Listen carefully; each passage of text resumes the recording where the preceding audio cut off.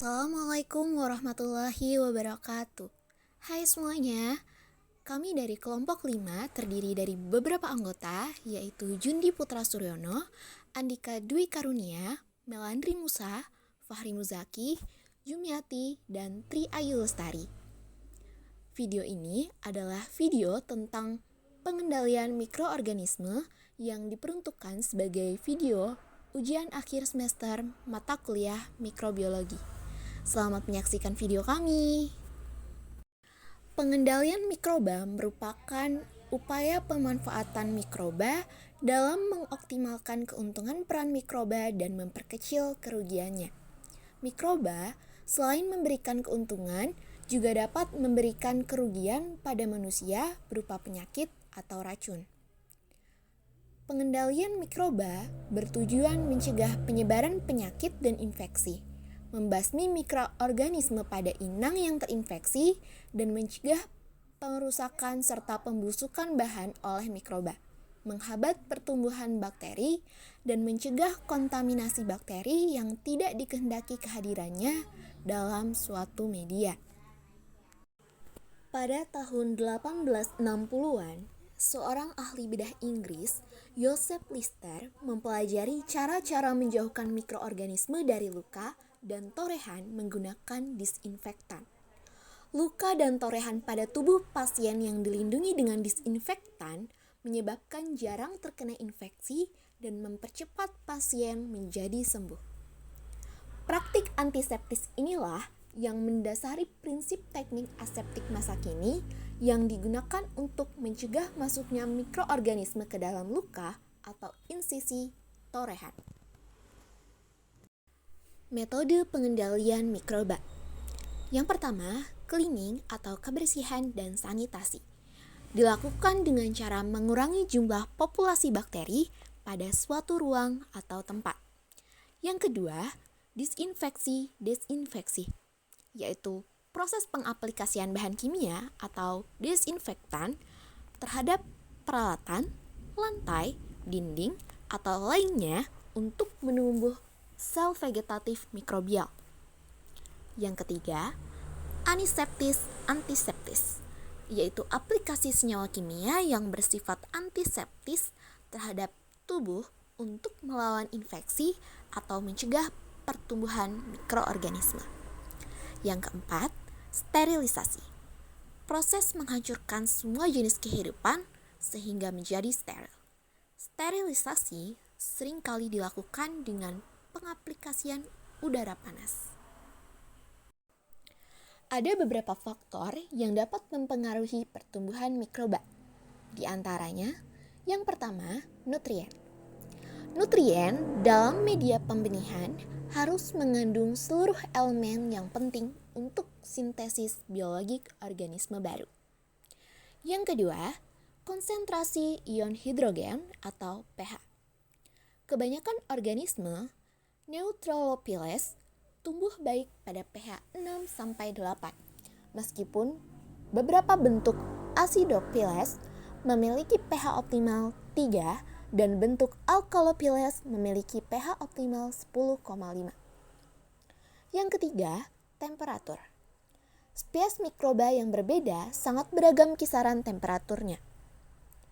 Untuk tumbuh, kebanyakan organisme adalah berbentuk mesofilik yang optimal pada suhu 30 derajat Celcius.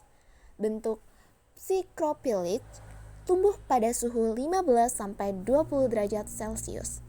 Bentuk mesofilik tumbuh baik pada suhu 30-37 derajat Celcius dan bentuk termofilik tumbuh baik pada suhu 50-60 derajat Celcius. Yang keempat, pencahayaan. Cahaya dalam ruangan dapat menghambat pertumbuhan bakteri. Paparan cahaya dengan intensitas tinggi dapat mengakibatkan fatal bagi bakteri-bakteri yang mengalami radiasi. Akan terjadi perubahan hingga kerusakan pada komponen organik sel sehingga menyebabkan kematian. Dan yang kelima, ada kelembapan.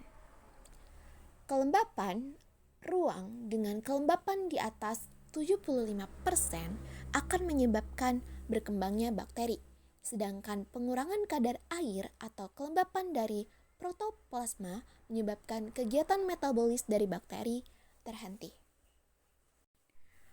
Manfaat mikroba di bidang perikanan. Dalam bidang perikanan, penggunaan mikroba secara tepat dapat membantu meningkatkan efisiensi produksi, kesehatan ikan, dan keberlanjutan lingkungan akuatik.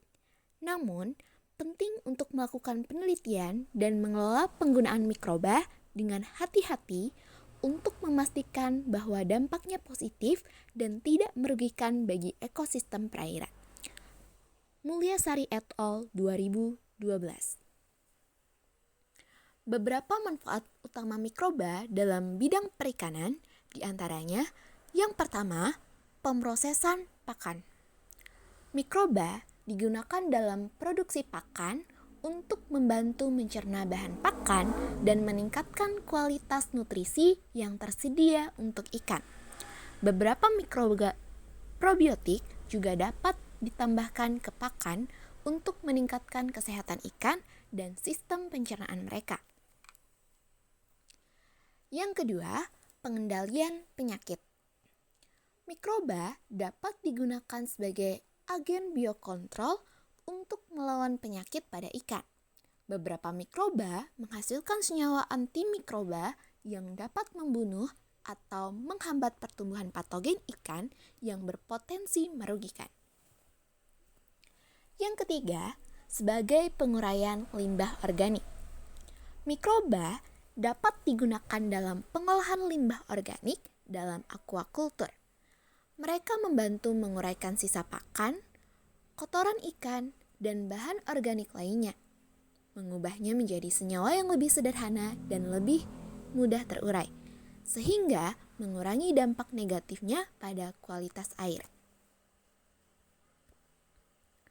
Yang keempat, peningkatan produktivitas kolam. Mikroba dapat digunakan untuk meningkatkan produktivitas kolam ikan.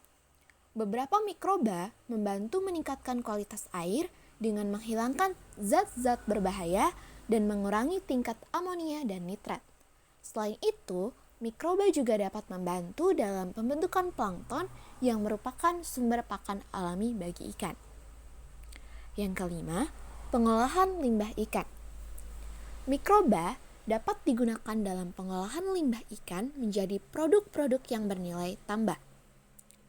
Beberapa mikroba dapat digunakan untuk fermentasi limbah ikan, menghasilkan bahan-bahan seperti enzim, asam amino, dan pigmen yang dapat digunakan dalam industri pakan, ikan, farmasi, atau kosmetik. Yang keenam, ada bioremediasi. Mikroba juga dapat digunakan untuk membersihkan lingkungan akuatik yang tercemar. Beberapa mikroba memiliki kemampuan untuk mendegradasi senyawa beracun atau polutan dalam air, seperti minyak, logam berat, dan pestisida. Mikroorganisme yang ditemukan pada ikan segar berasal dari mikrobiota inang, lingkungan yang pada saat penangkapan dan mikroorganisme yang ada di lingkungan pengolahan. Ikan akan terkontaminasi bakteri patogen pada saat penyimpanan maupun selama distribusi, sehingga akan menyebabkan penyakit bagi yang mengkonsumsi ikan tersebut. Jenis mikroorganisme yang mengkontaminasi ikan antara lain Escherichia coli, Salmonella sp, Vibrio cholerae, dan Staphylococcus aureus. Bakteri tersebut dapat menimbulkan wabah penyakit seperti tipus, diare, disentri, dan kolera.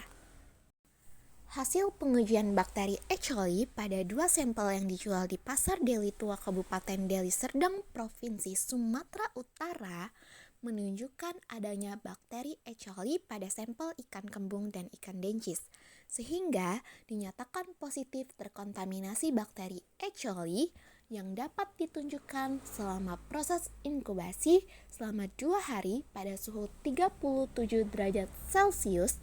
Dari hasil rata-rata jumlah bakteri pada ikan kembung dan ikan dencis, dapat dikatakan bahwa penanganan ikan kurang baik dan penanganannya kurang higienis.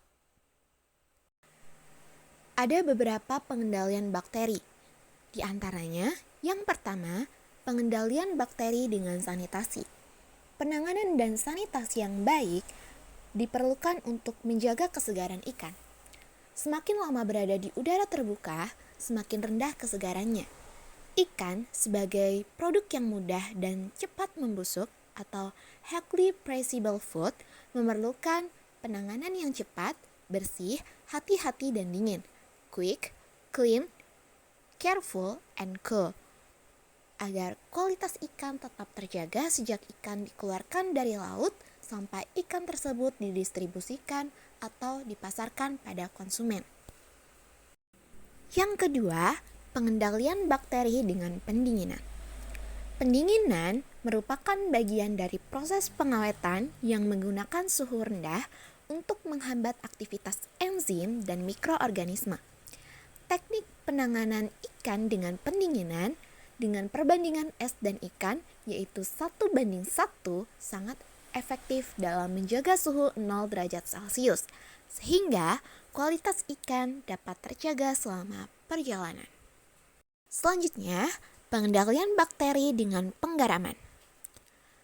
Kandungan garam yang tinggi pada produk fermentasi garam dapat menghambat pertumbuhan bakteri patogen kecuali S. aureus yang masih memungkinkan tumbuh pada beberapa produk dengan kandungan garam yang cukup tinggi, yaitu dapat mencapai 7-10%. Pertumbuhan S. aureus akan terhambat pada konsentrasi garam 15-20% dan pH di bawah 4,5-5. Sedangkan bakteri pembentuk toksin berbahaya, yaitu Clostridium botulinum tipe E, yang banyak terdapat pada ikan segar dapat dihambat pada pertumbuhannya pada konsentrasi garam 10-12% dan pH di bawah 4,5.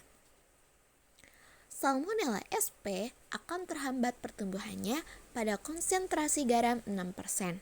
Secara umum, konsentrasi 10-15% sudah cukup untuk membunuh sebagian besar jenis bakteri, kecuali jenis halophilic, yaitu jenis bakteri yang resisten terhadap konsentrasi garam 26,6%.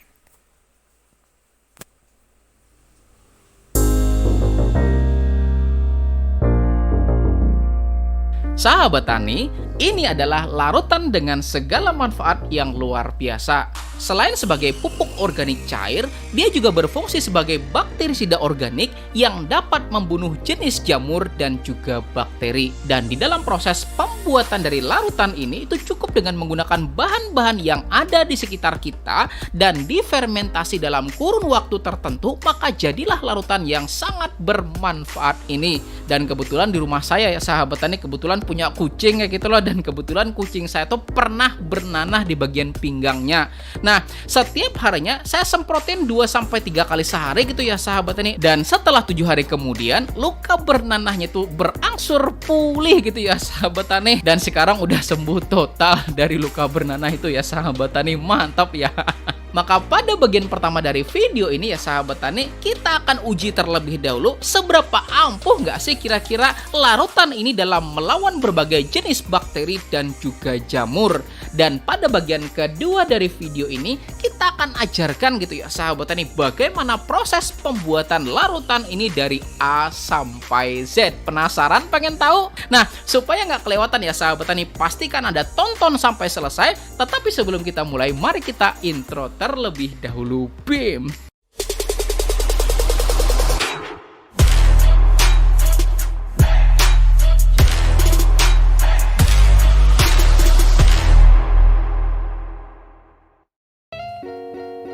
Dan sebelum kita mulai videonya, silakan klik tombol jempolnya dulu ya sahabat tani. Mudah-mudahan video ini bisa bermanfaat buat kita semua. Amin. Gak berlama-lama lagi, maka mari kita lakukan pengujian lebih detail tentang larutan ini ya sahabat tani. Dan buat yang kepikiran beli di mana gitu loh, maka saya jawab bikin sendiri gitu ya sahabat tani. Pengujian pertama yaitu TDS.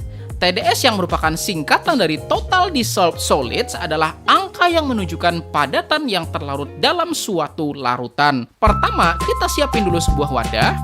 Kemudian kita tuang sebanyak 3/4 bagian dari wadahnya. Dan dari segi warna dan aroma, ini tuh mirip banget gitu ya sahabat tani sama madu lanceng. Atau kalau orang sini tuh bilangnya madu kelulut gitu ya sahabat tani. Buat Anda yang orang Kalimantan pasti tahu deh madu kelulut ya enggak? Nah, sudah 3/4 bagian gitu ya sahabat tani. Dan sekarang kita bakal gunakan alat pengukur TDS-nya yaitu TDS meter. Dan saat Anda menyalakan TDS meter ini, pastikan pengukurannya adalah TDS yang ditandai dengan adanya tulisan ppm. Sekarang mari kita ukur berapa sih kandungan dari TDS-nya.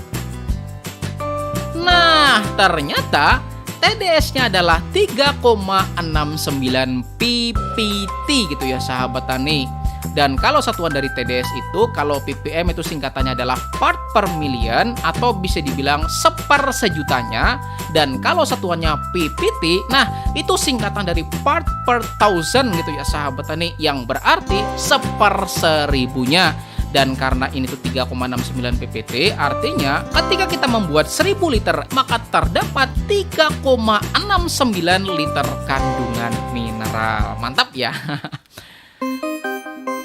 Pengukuran selanjutnya yaitu pH.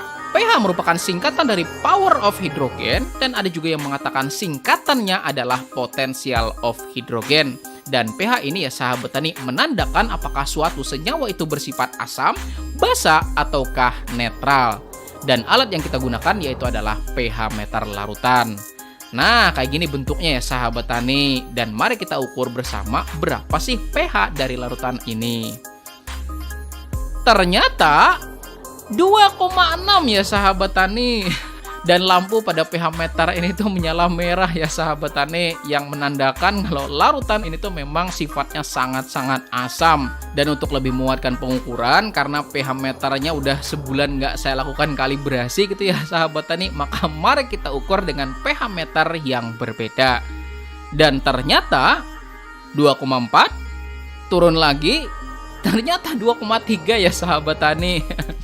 Artinya pengukuran menggunakan kedua alat pH meter ini tuh memang menunjukkan kalau pH larutan itu adalah sangat-sangat asam. Kemudian pengujian ketiga, dan mungkin ini adalah pengujian yang paling Anda tunggu-tunggu ya enggak? Pertama kita siapin dulu yaitu alat bantu pendukungnya. Pertama yaitu suntikan 1 mili. Kemudian alat bantu kedua yaitu preparat. Dan alat bantu ketiga yaitu deglas atau kaca penutup dari preparat. Pertama, kita ambil dulu sampel larutannya sebanyak 1 ml.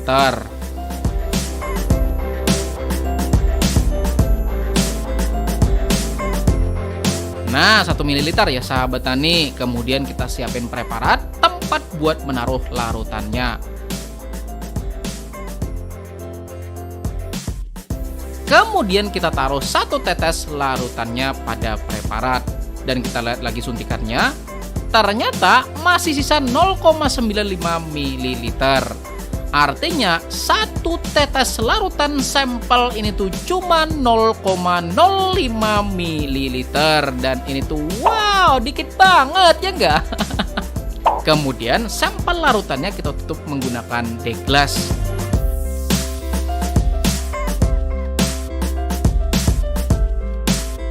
Dan setelahnya kita taruh pada mikroskop.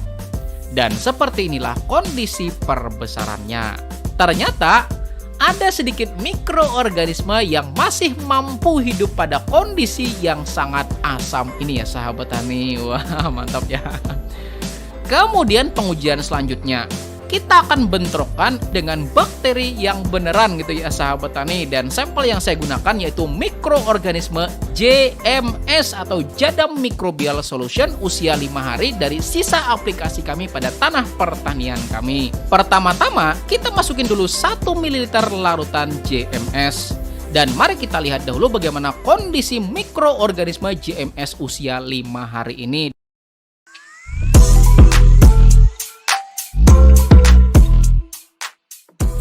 Nah, seperti ini ya sahabat tani. Jadi ada mikroorganismenya ya enggak? Dan masih berkeliaran gak jelas kayak gitu loh mau ngapain ya enggak?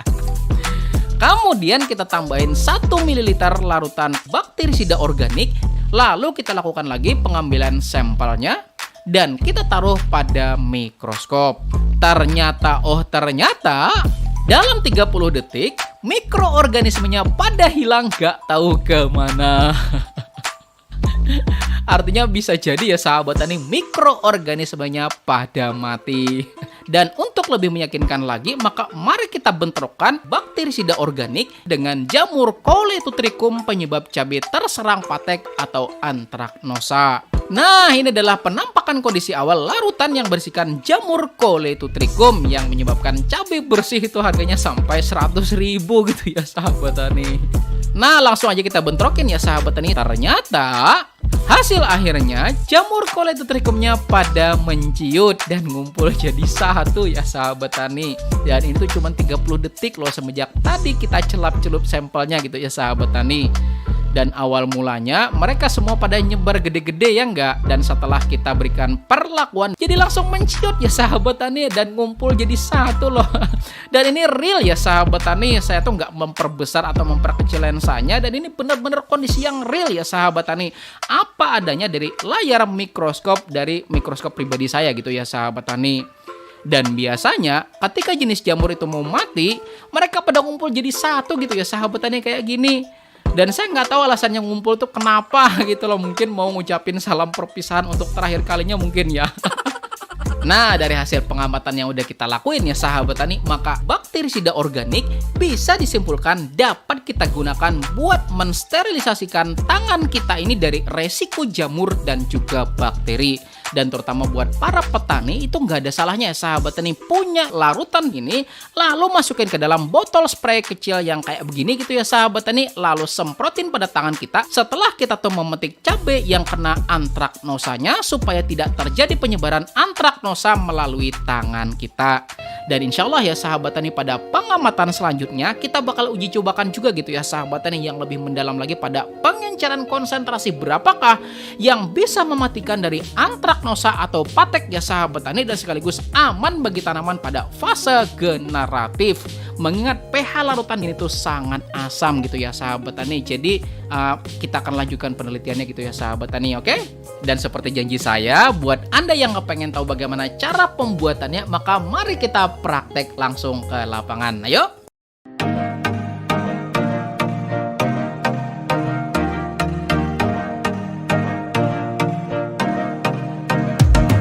Jadi bahan yang kita siapin yaitu gula merah atau juga molase dan kita butuhnya adalah sebanyak 1 bagian. Kemudian bahan kedua yaitu kulit buah-buahan atau buah yang terlalu matang dan gak kemakan lagi oleh kita. Dan meskipun menurut referensinya tuh disaranin 5 jenis buah-buahan, tetapi kalau cuma tujuannya sebagai bakterisida aja, nah 1 jenis buah tuh gak jadi masalah gitu ya sahabat tani. Dan untuk kulit buahnya ini, nah kita butuhnya sebanyak 3 bagian gitu ya sahabat tani. Jadi kalau gulanya 100 gram, maka kita butuhnya kulit buahnya itu sebanyak 300 gram. Dan kalau gulanya ada 300 gram, maka artinya kulit buahnya itu kali 3 berapa? 900 gram gitu ya sahabat tani. Dan bahan terakhir yaitu air sebanyak 10 bagian. Nah, jadi kalau gulanya tersedia 300 gram dan bagian kulit buahnya 900 gram, maka airnya adalah 3 liter gitu ya sahabat tani. Pertama-tama kita haluskan dahulu gulanya. Dan mohon maaf karena ini praktek kelompok tani gitu loh, dan yang bikin juga petani kayak gitu loh, jadi wajar ya ada asap knalpot masuk di kamera ya ga? Oh no! Jika sudah, maka bagian buah-buahannya baru kita masukkan ke dalam wadah fermentasi. Dan kalau di video ini gitu ya sahabat tani, kita pakainya tank gitu ya sahabat tani, oke? Kemudian gula juga kita pisahin kayak gitu ya sahabat tani. Kemudian gulanya kita tambahin air. Dan setelah gulanya kita masukkan ke dalam tank, kemudian juga kita tambahin air.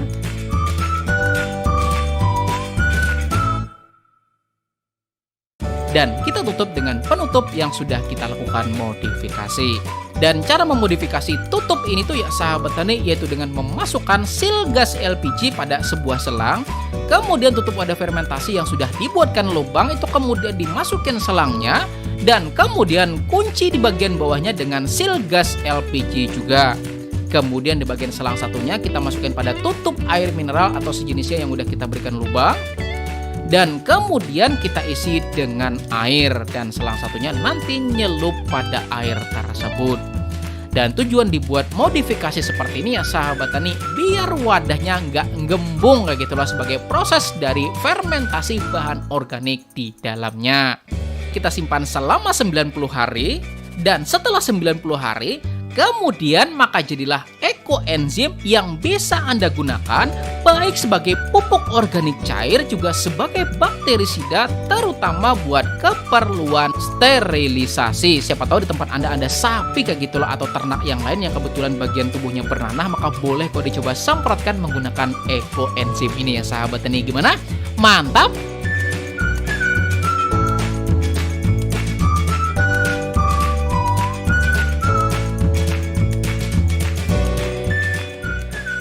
Mantap apa mantap banget? Kok saya belum dengar jawabannya nih, mantap? Oke, keren. Nah, itu tadi ya sahabat ini seluruh pembahasan tentang ekoenzim dan juga manfaat luar biasanya yang sudah kita buktikan dengan pengamatan mikroskopik. Tekan tombol jempolnya sahabat ini jika Anda menyukai video ini dan bantu buat penyebaran informasi ini dengan tekan tombol share-nya gitu ya sahabat tani, biar manfaatnya lebih terasa kepada yang lainnya juga. Dan di samping sini ya sahabat tani ada 2 buah video yang saya rekomendasikan untuk Anda pelajari. Insya Allah akan semakin membuat keilmuan Anda tambah banyak lagi. Terima kasih. Saya Rizali Ansar. Saya akhiri. Wassalamualaikum warahmatullahi wabarakatuh.